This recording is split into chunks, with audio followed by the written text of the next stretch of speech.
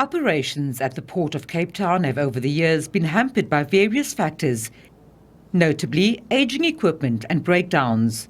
This has had the agricultural sector in particular in distress as crops due for export started rotting on the dock. A massive problem, as some 55% of South Africa's agricultural produce is exported from this port. Now, at the start of the deciduous fruit season, role players including government, Transnet and producers are optimistic of a much improved performance. This is due to numerous interventions as well as user forums which streamline communications between the Port Authority and its clients. Since the last season, this port has acquired 75 new pieces of equipment.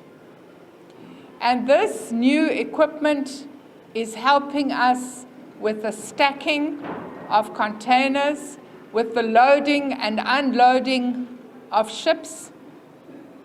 We have also worked on a new booking system for trucks so that we have a system where trucks come just in time to unload their products.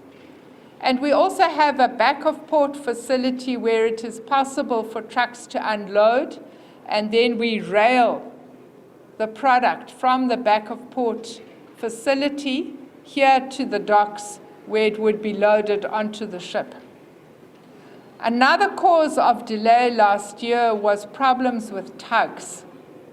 And so when ships had to be brought into the port or when they had to leave the port, there weren't adequate tugs.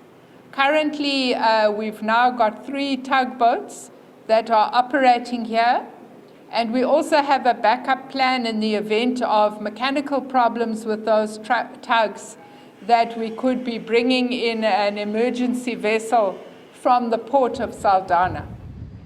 Authorities say while environmental factors like the southeaster, which blows in summer, are out of their control, they are investigating the use of a helicopter to take pilots onto vessels waiting on anchorage during high swells to improve waiting and turnaround times.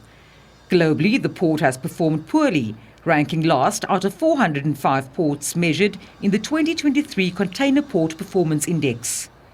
Transnet says it's working hard towards getting operations at optimal levels. Equipment will start arriving next year. In fact, some has arrived already, the haulers, and 45 of them that have arrived. The RTGs and the cranes will arrive next year, and we should start seeing a leap in performance when you put in new equipment. But we're not only waiting for new equipment. I think with the current equipment, we have injected some technical skills into the terminals there to improve the maintenance of the old equipment we've got, which should actually be redundant by now, but we're keeping that going. So we should stabilize the performance enough to be able to handle the demand that we have.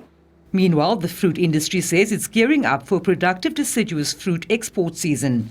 Apple and pear harvests, which start in January, will continue exports throughout the year.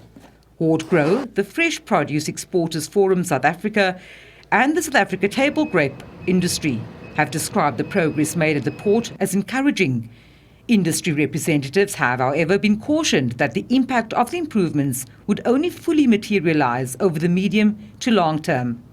The Western Cape government earlier voiced concerns that despite the turnaround strategy, delays at the Port of Cape Town are severely impacting the province's plans to triple the value of its exports by 2035.